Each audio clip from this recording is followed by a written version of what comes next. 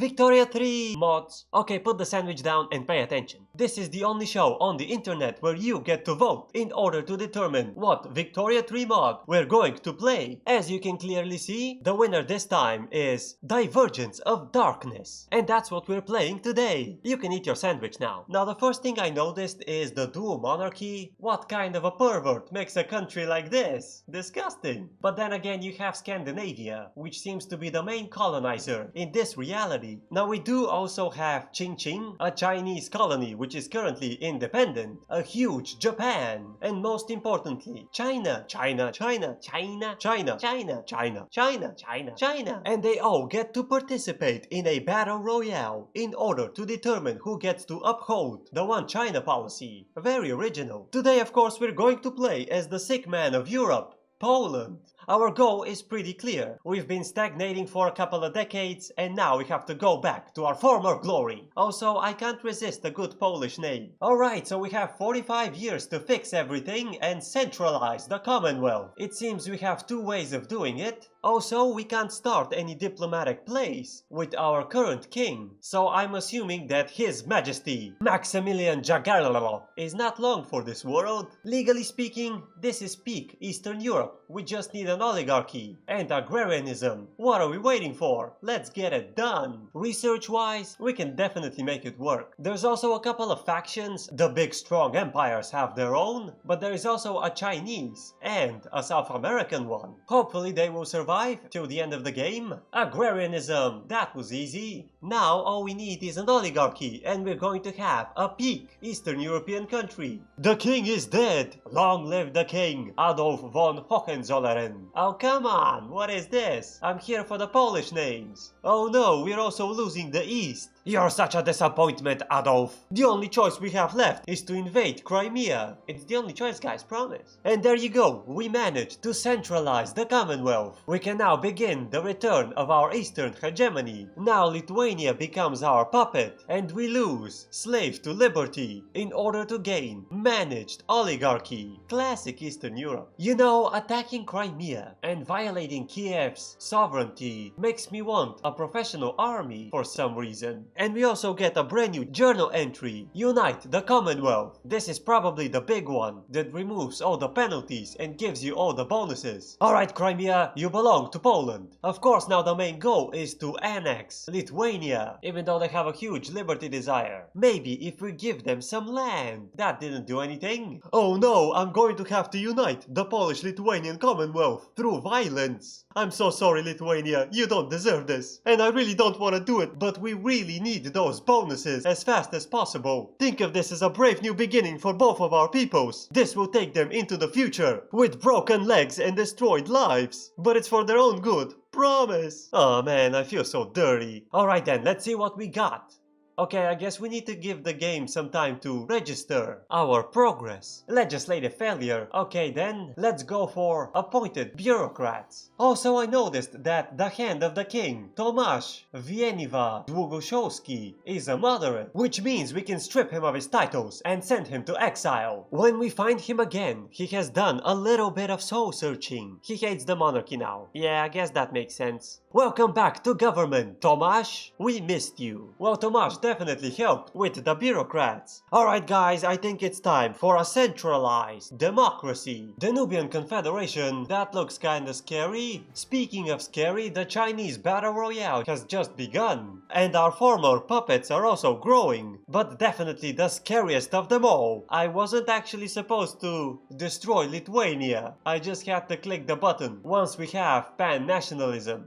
Oops. We can also form Zapadosławia with Bohemia. Unfortunately, they're far more powerful than us, so it feels like they will want to form Zapadosławia with us. That's not good. Danzig or war? Oh no, how dare you call me Lesser Poland, you stupid Bohemians? Okay, now I know that Zapadosławia is your second favorite fantasy country right after Yugoslavia, but we definitely have to resist the Bohemians. Alright guys, I managed to assemble the anti-Zapadosławia coalition. Oh yeah, Burgundy's definitely putting in some work. Alright Bohemia, you'll never get your grubby little hands on my Danzig. We managed to free Mecklenburg and liberate the League of Mecklenburg. Now there's two of them. Amazing. Alright guys, it's time for a special military operation in order to save the Crimean people from the Hetmanate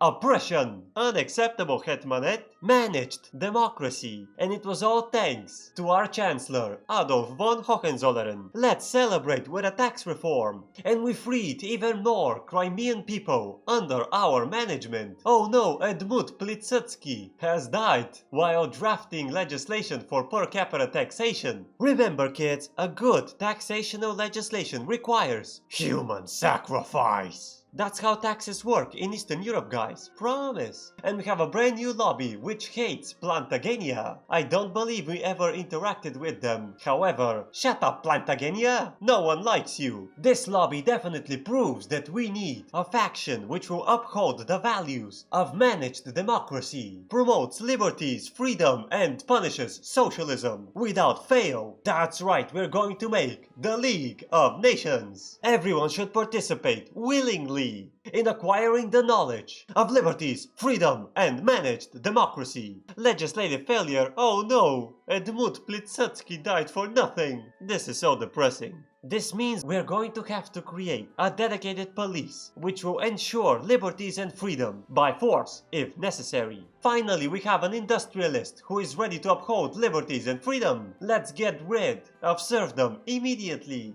Legislative failure? Oh, I'm so sorry guys. I got a little bit overzealous there. We need managed liberties and freedom. Also, I must send an ultimatum to Bohemia, Silesia, or war. Oh no, we must maintain the peace in Silesia with Hungary's help. And we must protect peace, stability, prosperity, liberties, freedom by any means necessary. And now we're also the fourth great power. Jesus, I didn't know that the entire Bohemian industry was in Silesia. Court? Oh no, the Rus has formed and they're copying my flag. Stupid Ruski. Also England and France are fighting for their independence. I guess the dual monarchy is not going to be the final boss. Jesus, that was quick, and we also have Aquitania. And Vinland is fighting for their independence. I can't just sit here and watch. I must help liberate. And they'll also give me Skrielingland. It's a little bit far away, but I'll take it. Hey, wait a minute, Skrielingland also wants to be free from Vinland.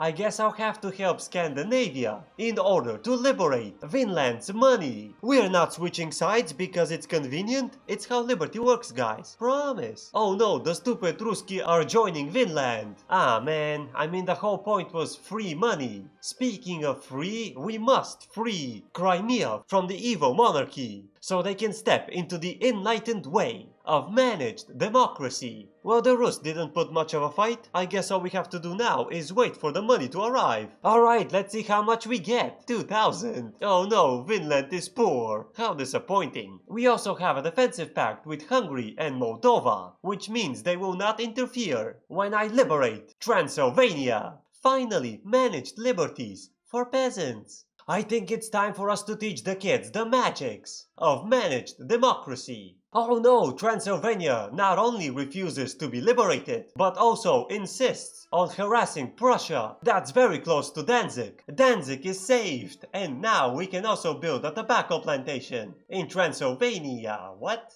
Then where can I build it? Oh my god guys, we are a colonial empire. Why didn't anyone tell me? I mean, I started spreading liberties and freedoms and stuff. This is kind of unacceptable. Oh boy, we have 3 Chinas left. Who is going to win the one China policy? Place your bets, ladies and gentlemen, place your bets. Remember kids, gambling is cool. But do you know what isn't cool? Discriminating against Lithuanians as Poland? That's kinda messed up. So we need racial segregation. Alright Bohemia, I had enough of your nonsense. Embrace managed democracy or war. Oh no, they're demanding Silesia. Do you have any idea how close this is to Danzig? Unacceptable. I'm sorry guys, we must use force to pacify Bohemia's aggressive expansionism. Finally, we are no longer discriminating against anyone except for the Afro-Germanic people. I didn't even know they existed. but everyone else gets to enjoy freedoms and liberty the managed way. Listen guys, we must fix the tax system. We owe it to Edmund Pilsudski, who bravely gave his life for what he believed in. A true inspiration for our generation. This victory over Bohemia is dedicated to everyone in our society ready to sacrifice themselves for what they believe in. Oh no, people who are ready to sacrifice themselves for what they believe in. Don't test me guys, I will sacrifice you. But before we do anything rash, we must rival Aragon, because they always cross the border, come in here, show their abnormally large penises to our women, giving them unrealistic expectations of how the real male body looks like. We all must unite together in order to stop this. And now we need a professional army in order to sacrifice them for liberties and freedom. Also, we're making Banat a forward base of operation in order to continue our expansion to the south. Listen guys, we really need tobacco. It's the largest military expense, and I'm importing the entire thing from Scandinavia. That's just not sustainable. Oh no, my bestest friends, Moldavia and Hungary, are stabbing me in the back. How dare you betray my trust? That's probably how Lithuania felt, but it doesn't matter because my bestest friend, the League of Mecklenburg, is here to help. A professional army. Now no one can stop the expansion of the League of Nations. And soon the League of Mecklenburg will also join. Remember kids, mercantilism is frowned upon when you respect freedom. Oh no, I just noticed Macedonia's flag. I really shouldn't have. This is disgusting. No tariffs for goods. Exactly what Pilsudski stood for. Honestly, if we had a public healthcare system back in the day, Pilsudski would still be alive. As for the economy, the government will strongly support agrarianism. Oh my god, Pilsudski would be so proud. Also, we can't possibly have a legitimate government, which means if we want to maintain stability in our country, we must attempt to achieve Pilsudski's ideals with universal suffrage. Oh no, a revolution. Alright guys, I've been thinking, and I'm going to be honest, I don't believe Pilsudski wanted violence. He was a military man, which means he really wanted colonial exploitation. Classic Pilsudski. Finally, the League of Mecklenburg is ready to join the League of Nations. Adolf von Hohenzollern is dead, and we have a brand new chancellor, Maciej Ridz-Smigli. Finally, pan-nationalism. That's right, we can now click the button and get all the bonuses which we earned from sacrificing Lithuania. Since time immemorial, our people have been oppressed and humiliated by the Norse, Tatars, Lithuanians, and now by the Poles. But the time has come to end it for good. We shan't tolerate what our fathers did. We will free our families and friends, for they will be witnesses of our new glorious age. And from now on, we are going to have Eastern oppression permanently. Classic Eastern Europe. Oh wait a minute, there's a continuation. Our brave chancellor started oppressing the people, and with quick political maneuvering, he managed to stop the oppression of our people, which he started. There you go guys, Eastern European politics in a nutshell. Finally, we can start our very own colonies. There are no available options. Oh. Alright then, I guess we have to go back to our roots and enact universal suffrage, which is peak Pilsudskianism, my favorite political ideology. Now let's get to voting. The People's Party won, and we have a brand new chancellor, Juliusz Iwaszkiewicz, and he's ready to bring real liberties to the peasants. Danzig or war? What is wrong with you, Bohemia? You can't just threaten real democracy? Oh no, Crimea is also helping them. Holy smokes, talk about a list of demands. I'm sorry guys, we don't negotiate with terrorists. Freedom for the average citizen, freedom for the slaves in Crimea, and most importantly, freedom from Bohemian terrorism. We should definitely also free the women. A revolution? Oh, careful there guys, I will label you as terrorists if you don't stop.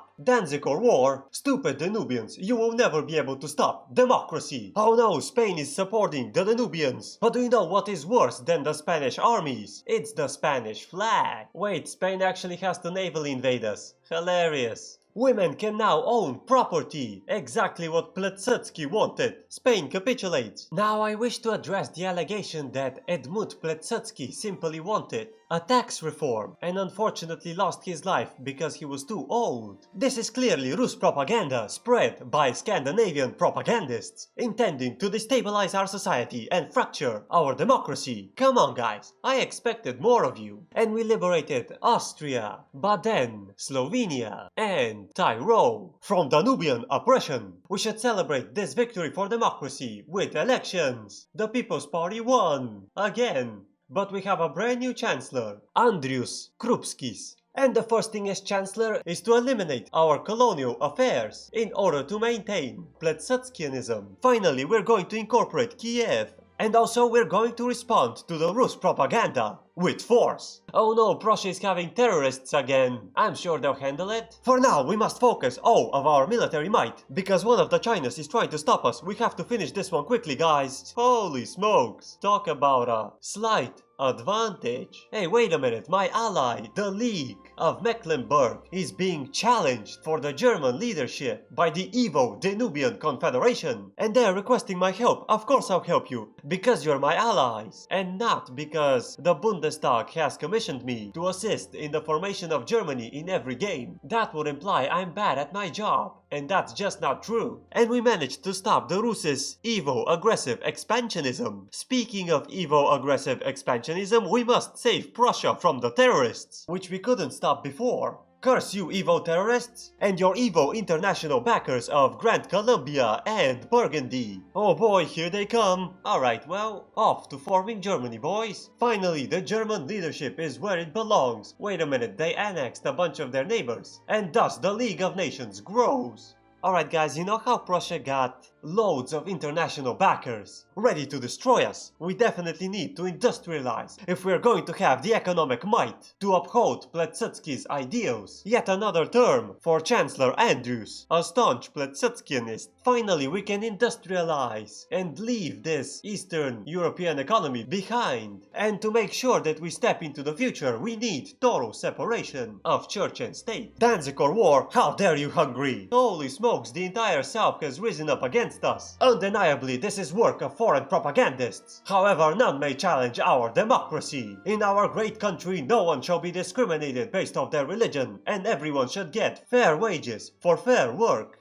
And bullets for those who stand against democracy. Also, in classic Eastern European fashion, I have problems with money. No one is buying my very profitable industries. Upon a closer look, I also noticed that we have a fairly well-rounded up society. The lower stratum has a lot of excess money, which creates an ever-growing middle class. However, they're kinda getting stuck, and they cannot become super wealthy, which of course means that the upper strata is very small and cannot possibly afford all of our industries. I guess that's the effects of having agrarianism for so long. This is very un-Eastern European of you guys. Come on, just steal all the money and monopolize the industries. I need the money. Come on! Pilsudski would be so disappointed in you guys. Jesus. I know what the problem is. We need to get the kids out of the factories in order for them to learn the greatness of our incredible ideological leader, Edmund Pilsudski. Hey, what happened to the elections? The Liberal Party won? Oh no! This means we have a brand new chancellor, Leopold Ostrovsky.